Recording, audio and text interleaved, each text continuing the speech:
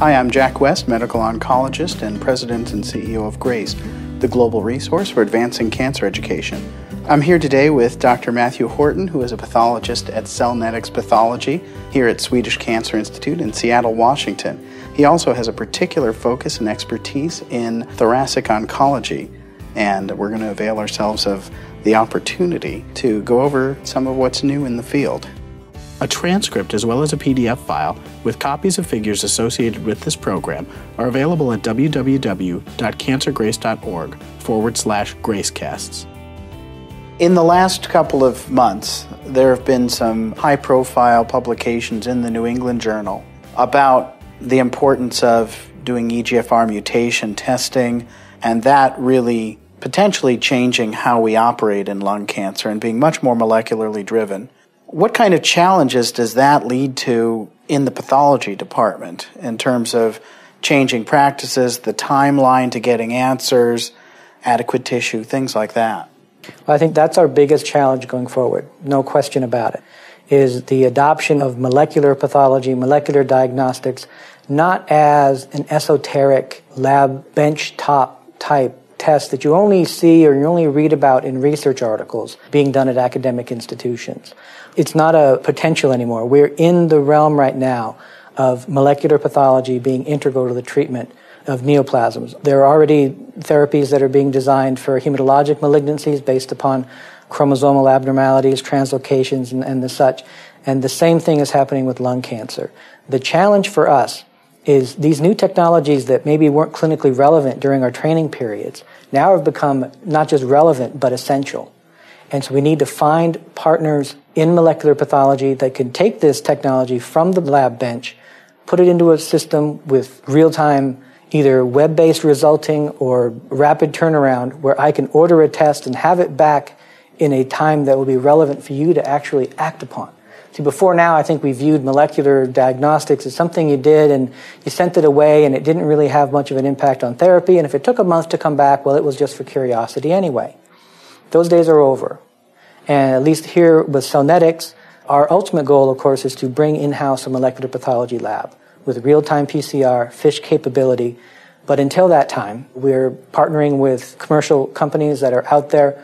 The need is being recognized, and we have a system now with web-based resulting where they will do the testing, put it on the web, I can access it through a website, and get it onto a report in a matter of a few days rather than a few weeks. If pathology wants to stay relevant in the 21st century, especially with oncology, molecular pathology has to be at the forefront. The only thing we've been concerned about recently, let's put it that way, with regard to molecular pathology, two things: HPV and HER2/neu with breast cancer. And they've made very efficient platforms just based on those two targets. What we need now is a more flexible platform, and there are companies that are making them, and we're in the process of looking at them right now, where we can do EGFR, KRAS, BRAF, and next month you'll tell me 3 more that are going to become important. So this has really been driven by the clinical need for it. Exactly. Because right now the frustration is this is all happening in real time. These are new, defined needs, but if it takes 4 weeks to get an answer, patients are just not going to accept sitting on their hands waiting to start treatment for metastatic lung cancer. And I think the underlying reason for that is because this is not like adding a new immunohistochemical test. We've been doing immunostains now for 15 years. If there's a new antibody, we can get it online. We have the platform, we have the technology, we have the expertise. Molecular is a technology that needs to get out of the research lab and into the commercial lab. And it's on the way, but it's been a painful translocation.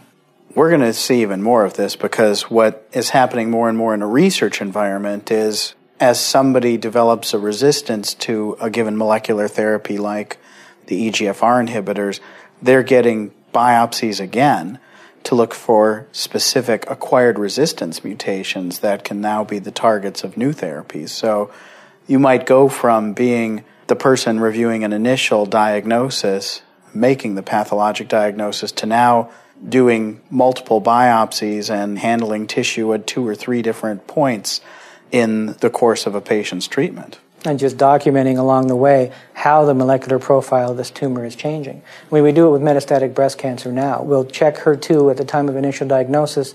Mets will come and they'll see if that HER2 status has changed, and that will change their therapy. And all along, it's been a technology that needs to become more real-time. We have the capability now to do microdissection, so we're actually identifying the DNA or the translocation sequences of specific cells. All that kind of specificity is going to be the future of pathology. We've been doing fine with a microscope for a couple of 100 years now, but to follow up on those patients and to provide the best possible treatment, we're going to have to get beyond histology. And I think this is the first sign that it's going to become the standard of care before too long. No, it's interesting that as we've developed definitions of squamous, non-squamous for drugs like pemetrexed, which seems to have activity primarily, if not exclusively, in a non-squamous group, really the thought is that histology may not be as important as the underlying molecular mechanisms behind it, and that it just is coincident with squamous histology, that there's certain molecular features. I've heard other people who are analyzing the genetics of adenocarcinomas and squamous saying that they're completely different molecularly, and it's just a geographic accident that they're both arising in the lung, but different tumors, frankly. Yeah, and I've heard too that morphology can sometimes be a product of environment, of the microenvironment of the tumor. And so we're sort of looking at the outside of how these tumor cells look, when in fact what we may be seeing is just the end result of its microenvironment. You take those tumor cells out and put them in another organ or whatever, it might look completely different. But the molecular targets behind the scenes are the ones that you're going to be targeting with your therapies. Can you describe the concept of the scar carcinoma? We hear about that a little bit, but what does it mean? The concept behind it is that if there's an injury to the parenchyma of the lung, and there's reactive collagen formation, a scar essentially, that type of reparative process, regenerative process in some people will give rise to a malignant neoplasm, an adenocarcinoma. This was really come about through autopsy and surgical pathology studies where you took a look at a lot of patients, some with a diagnosis of carcinoma, some without, and in areas of scarring you'd find these atypical glands, and the correlation was made that the scar is what caused the carcinoma. Now, this has been researched by the Japanese primarily, and the concept that they provide is actually, we've got it backwards, is that it's not that the scar causes the carcinoma, it's that the carcinoma causes the abnormal collagen proliferation and forms the scar around the cancer. I think that you can find some evidence clinically where you have patients that have a lot of emphysema and a lot of scarring, and they don't have carcinomas. Conversely, patients with emphysema tend to be smokers and they tend to have a higher incidence of carcinoma. So you can sort of see clinical reasons why either one would work. But the latest data from the Japanese studies have really shown that the collagen in scar carcinomas is different than the collagen that's in your normal lymphodematous scar or in some areas of pleural fibrosis. Therefore, their concept is the cancer comes first, scar comes later. Well, thank you very much for taking the time. It was great to hear all these details from you. Really appreciate it. And my pleasure. Thanks for having me.